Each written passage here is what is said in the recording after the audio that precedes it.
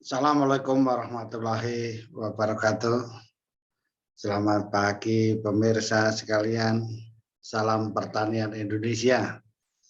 Pada kesempatan kali ini kita berusaha menjawab pertanyaan yang masuk kepada kami, yaitu mengenai kondisi pembibitan kelapa sawitnya yang tidak seperti biasanya, yaitu rusak pada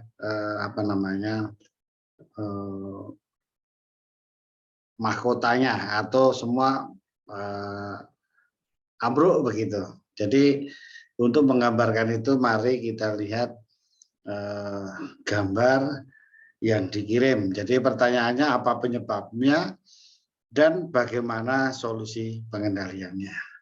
Mari kita lihat gambar yang dikirim. Jadi sebentar, ini gambar yang dikirim itu sebentar, bahan video ya, ini ya.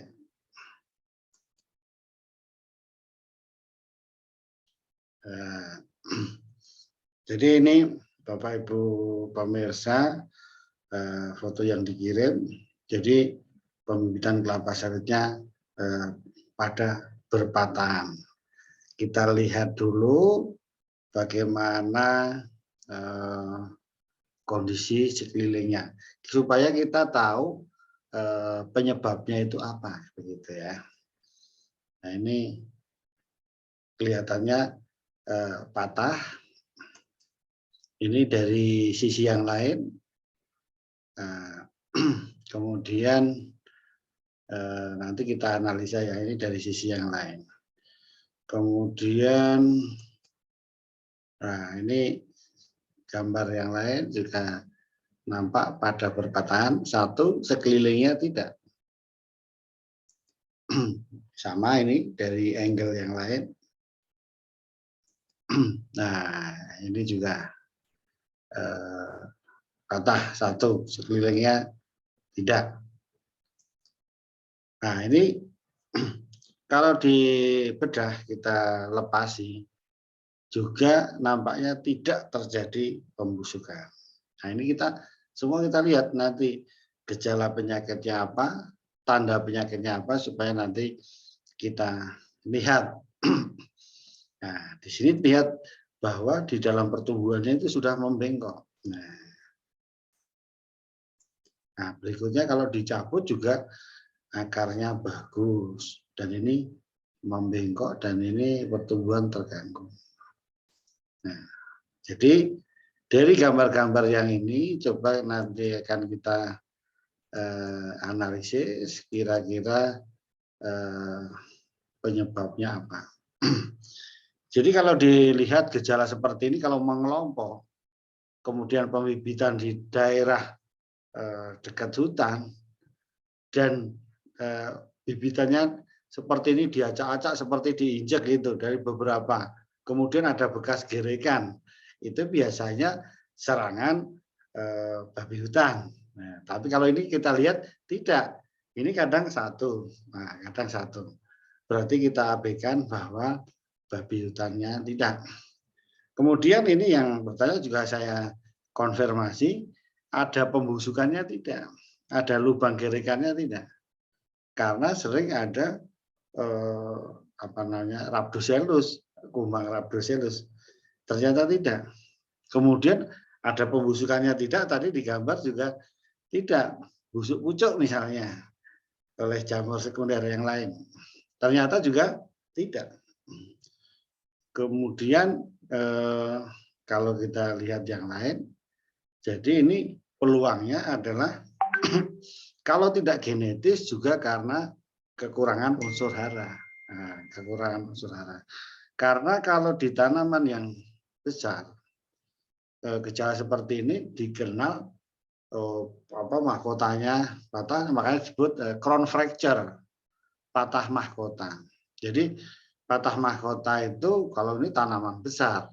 Nah, jadi tanamannya biasanya terjadi pada keadaan kekeringan yang panjang, stres karena kekeringan, kemudian terjadi hujan, turgornya ada, kemudian muntir, kemudian patah karena berat, karena di atas. Nah, ini mirip dengan crown fracture kalau di tanamannya besar. Nah, ini karena ini kasus ini belum ada, belum nampak, itu nampaknya mendekati crown fracture tadi adalah karena stres air maupun stres hara. Nah, ini terjadi pada varietas-varietas tertentu. Ini sudah saya konfirmasi, ini kan terjadi varietas tertentu. Dan kalau kita lihat, ini adalah di tanah gambut.